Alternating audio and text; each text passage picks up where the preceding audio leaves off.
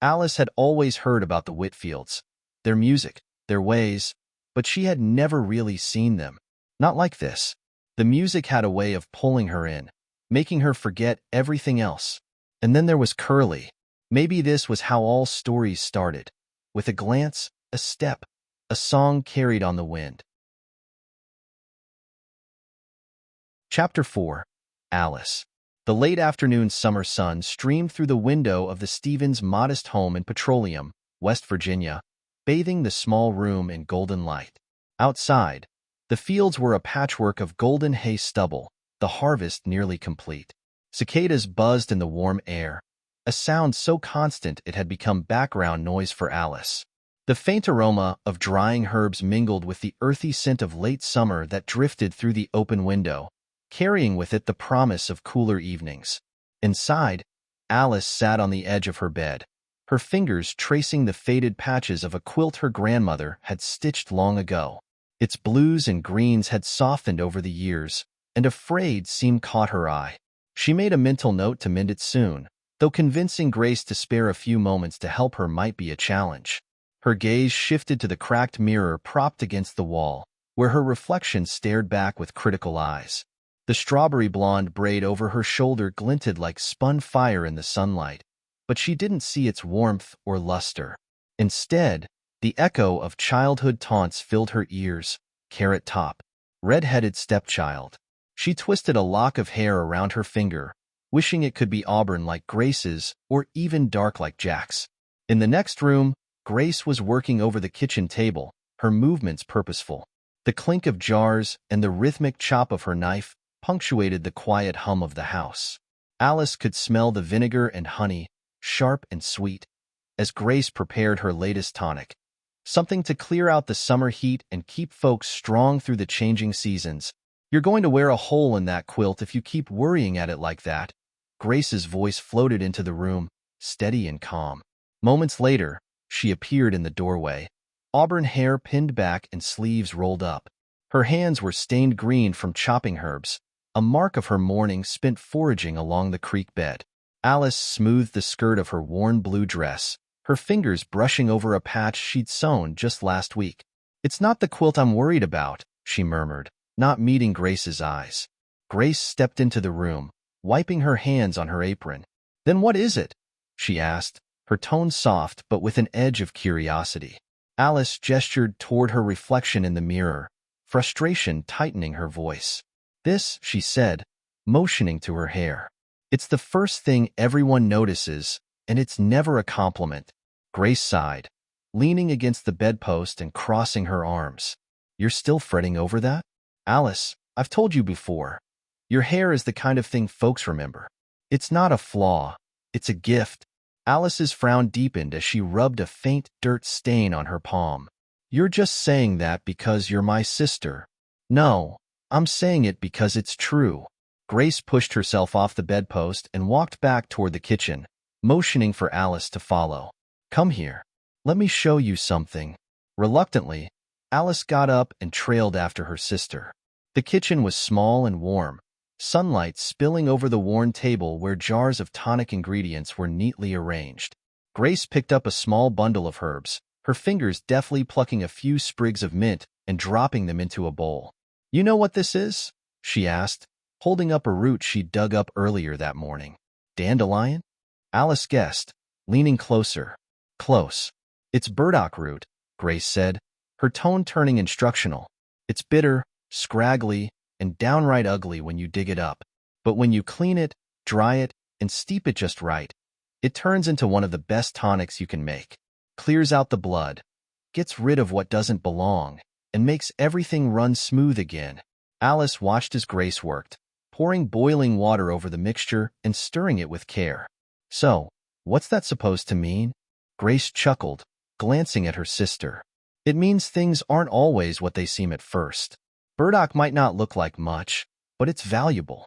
Just like you." Alice rolled her eyes, but a faint smile tugged at her lips. "You're comparing me to a weed?" Grace laughed, the sound warm and full of life. "I'm saying you're useful, resilient, and worth more than people give you credit for. And if you let a few childhood taunts stick with you, You're doing yourself a disservice. Alice watched as Grace poured the tonic into a glass jar, the liquid golden and fragrant. She set it aside with the others, labeled neatly in Grace's looping handwriting. You think your hair is too bright. I think it's the prettiest thing about you. And you know what? There might just be someone at the dance tonight who agrees with me. Alice's cheeks flushed as she turned away, pretending to fuss with the hem of her dress. You're awful. You know that? Maybe, Grace said with a grin. But I'm also right. Now, go finish getting ready. Jack's already got the wagon hitched, and you know how impatient he gets. As Alice left the kitchen, she felt lighter, though she couldn't quite explain why. Grace's words lingered in her mind, mixing with the earthy aroma of the tonic. Maybe her sister was right. Maybe there was more to her than she let herself believe. Alice nodded, casting one last glance at the mirror. She noticed the faint worry lines etched into her reflection but decided to shake them off. As she turned, her gaze landed on the quilt again. She smoothed the worn edge with her hand, whispering a silent promise to herself that she'd find the time to mend it properly. Outside, the sun hung low, draping the hills and valleys in warm hues of amber and gold. The Stevens farm stretched out before her, a patchwork of green pastures bordered by tree-lined ridges. The winding creek that marked the edge of their property glittered in the fading light, its gentle murmur mingling with the distant hum of cicadas. Jack waited by the gate, his sturdy frame leaning casually against the wagon. Though only 5 feet 6 inches, his strong shoulders and confident stance made him seem taller. His dark brown hair, always a little unruly, curled at the edges, and his brown eyes sparkled with mischief as Alice and Grace approached. You two took long enough, Jack teased, his voice carrying easily in the evening air. I thought we'd missed the whole dance. You'd think you were the one worried about making a good impression, Alice retorted, a playful grin breaking through her earlier hesitation. Jack laughed, reaching up to help Grace into the wagon before offering Alice his calloused hand. His touch was steady, a reflection of years spent working the farm and alongside their father on oil rigs. The wagon jolted along the dirt path as the horses pulled them toward the barn. Alice clutched the side of the seat, glancing out at the rolling hills and dense woods that framed their home. She loved this land, the way it seemed to stretch endlessly, untouched and timeless. But there were moments when it felt too small, as though it couldn't hold all the dreams she carried. As the barn came into view, its warm glow spilling out into the twilight, Alice's heart began to race. The faint strains of music, fiddle, banjo, and guitar, floated on the cool evening breeze, wrapping her in a melody that promised laughter and freedom. Looks like half of Petroleum's here, Grace remarked, her tone calm but tinged with anticipation. Jack nodded, guiding the horses to a stop. Go on in. I'll take care of the wagon. Grace stepped down with her usual poise, but Alice hesitated, smoothing her dress one last time. As she stepped into the barn, her senses were immediately overwhelmed. The smell of hay and sawdust, the sound of laughter and tapping feet, and the swirl of dancers spinning across the floor. Her eyes scanned the crowd, lingering on the musicians at the far end of the barn. Curly Whitfield's easy grin caught her attention immediately.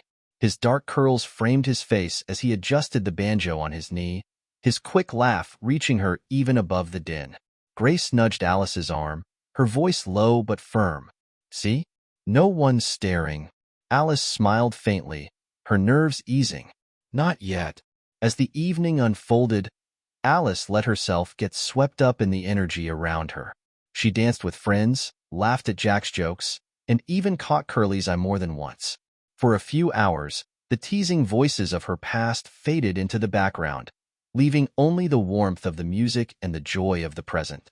When she finally glanced toward the musicians again, Curly was looking right at her, his grin as easy and bright as the melody his banjo played. Her heart skipped, the moment wrapping itself around her like a secret she wasn't ready to share but couldn't wait to explore. That was Chapter 4 of Banjo Strings and Anvil Rings. Alice's story is just beginning, but where will it lead? Stick around for Chapter 5, coming soon. If you love storytelling and history, don't forget to like, subscribe, and hit the bell so you never miss a chapter.